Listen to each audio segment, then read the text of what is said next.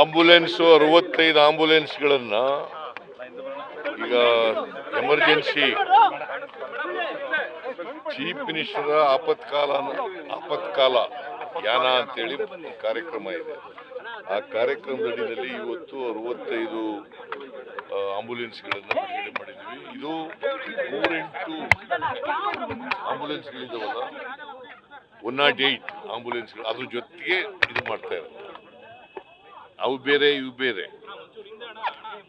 ಇದು ಏನಪ್ಪಾ ಅಂತಂದ್ರೆ ಒಬ್ಬ ಟೆಕ್ನಿಷಿಯನ್ ಇರ್ತಾನೆ, ವೆಂಟಿಲೇಟರ್ ಇರ್ತದೆ, advanced life support, basic life support ಅಂತ 2 ಥರ ಇರ್ತದೆ. ಅದು 30 ಅಡ್ವಾನ್ಸ್ಡ್ ಲೈಫ್ ಸಪೋರ್ಟು, ಉಳಿದವು 35 ಬೇಸಿಕ್ ಲೈಫ್ ಸಪೋರ್ಟ್. ಇವು ಮಾಡ್ತೀವಿ. ಈ ಬೇಸಿಕ್ ಲೈಫ್ ಸಪೋರ್ಟ್ನಲ್ಲಿ ವೆಂಟಿಲೇಟರ್ ಇರೋಲ್ಲ, ಇದರಲ್ಲಿ ವೆಂಟಿಲೇಟರ್ಗಳಿರ್ತವೆ.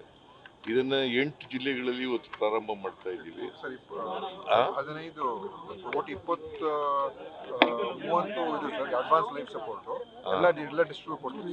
ಎಲ್ಲ ಜಿಲ್ಲೆಗಳಿಗೂ ಒಂದೊಂದು ಕೊಡ್ತೀವಿ. ಎಲ್ಲ ಜಿಲ್ಲಾ ಆಸ್ಪತ್ರೆಗಳಿಗೆ, ತಾಲೂಕು ಆಸ್ಪತ್ರೆಗಳಿಗೆಲ್ಲ. ಯಾಕಂತಂದ್ರೆ ಉದ್ದೇಶ ಈ ಆಕ್ಸಿಡೆಂಟ್ನಲ್ಲಿ ತೊಂದರೆ ಒಳಗಾದವರಿಗೆ ಅವ್ರಿಗೆ ಆದಷ್ಟು ಜಾಗ್ರತೆ, ತುರ್ತಾಗಿ ಅವರಿಗೆ ಚಿಕಿತ್ಸೆ ದೊರಕಿಸ್ಕೊಡ್ತಕ್ಕಂಥದ್ದು ಉದ್ದೇಶ, ಅವರ ಲೈಫ್ನ ಉಳಿಸ್ತಕ್ಕಂಥದ್ದು ಬಹಳ ಉದ್ದೇಶ. ರಾಜ್ಯಪಾಲರು ಅರ್ಕಾವತಿ ವಿಚಾರವಾಗಿ ಪತ್ರ ಬರೆದಿದ್ದಾರೆ, ಗೊತ್ತಿಲ್ಲ, ನಾನು ನೋಡ್ತೀನಿ. ಈಗ ಬಿಜೆಪಿಯವರು 4 ವರ್ಷ ಇದ್ರಲ್ಲ, ಯಾಕೆ ಬರಲಿಲ್ಲ, ಯಾಕೆ ಮಾಡಲಿಲ್ಲ? ಅಲ್ಲ ಆಯ್ತಪ್ಪ, ನಮ್ಮ ಅವಧಿ. ನೀವು ಇದನ್ನೇ ಪ್ರಶ್ನೆ ಕೇಳ್ತಾ ಇದೀಯ ನೀನು. C they are in power, why they are not placed before the assembly? 4 ವರ್ಷ ಇದ್ರಲ್ರಿ. ಈಗ CT ರವಿ ಲೆಟರ್ ಬರೆದಿದ್ದಾರೆ. ಆಗ್ಯಾಕೆ ಅವರೇ ಮಂತ್ರಿ ಇದ್ರಲ್ಲ, ಆಗ್ಯಾಕೆ ಮಾಡಲಿಲ್ಲ? ನಾನು ಮಾಡಿ ಅಂತ ಹೇಳಿದೆ. ಈಗ ಏನಾಗಿದೆ ಗೊತ್ತಾ ನಿಮಗೆ? ಇದ್ರ ಮೇಲೆ ಎಂತೇನೋ ಕೇಶವನಾರಾಯಣ ಅನ್ನೋರು ಅಧ್ಯಕ್ಷರು ಸಮಿತಿ, ಇವೆಲ್ಲ ನೋಡ್ಬೇಕು. ನೋಡ್ಬಿಟ್ಟು will take A decision.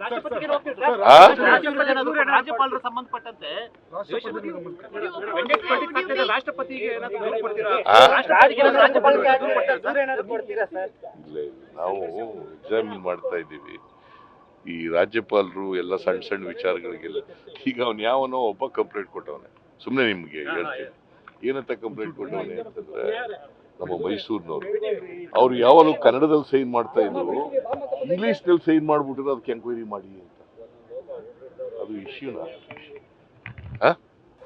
Issue ಏನ್ರಿ ಅದು? ನಾನು ಇಂಗ್ಲಿಷ್ನಲ್ಲಾದ್ರು ಮಾಡ್ಬೋದು, ಕನ್ನಡದಲ್ಲಾದ್ರು ಮಾಡ್ಬೋದಲ್ವಾ?